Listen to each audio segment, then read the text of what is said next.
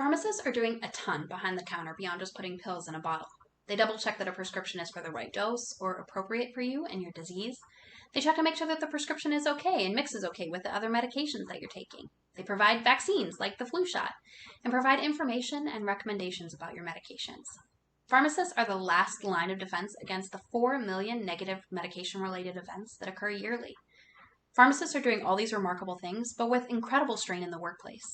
3 out of 4 community pharmacists reported their workload levels as high or excessively high.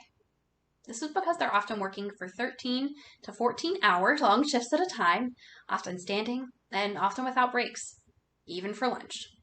This can be dangerous because pharmacists are humans, and just like you or I, when we're tired or hungry or we're overworked, we're more likely to make mistakes.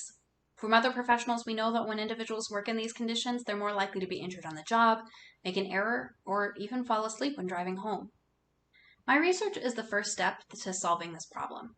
I surveyed over 100 pharmacists and asked them about the things that happened over the course of their workday when they felt like they weren't performing at their best. We described these feelings as fatigue. From this survey, pharmacists reported 2 major types of fatigue. Number 1, physical fatigue.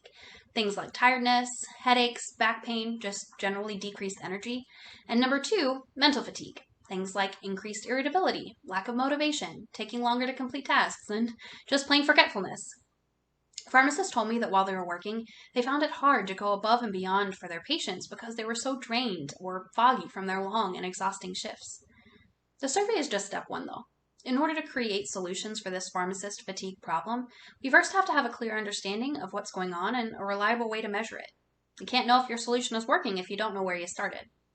Fatigue is not a new concept either. It's been studied in other healthcare professionals like nurses and surgeons. It's been studied in pilots and truck drivers. So we're able to learn about unique ways to measure fatigue from these fields. One of those ways is through a wearable device, a lot like a Fitbit.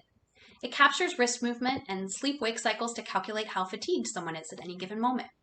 This device takes all that data and calculates an effectiveness score, or what percent of your best are you working at. They take it one step further and relate this percentage to a blood alcohol content, the same metric used to determine whether or not you've had too much to drink.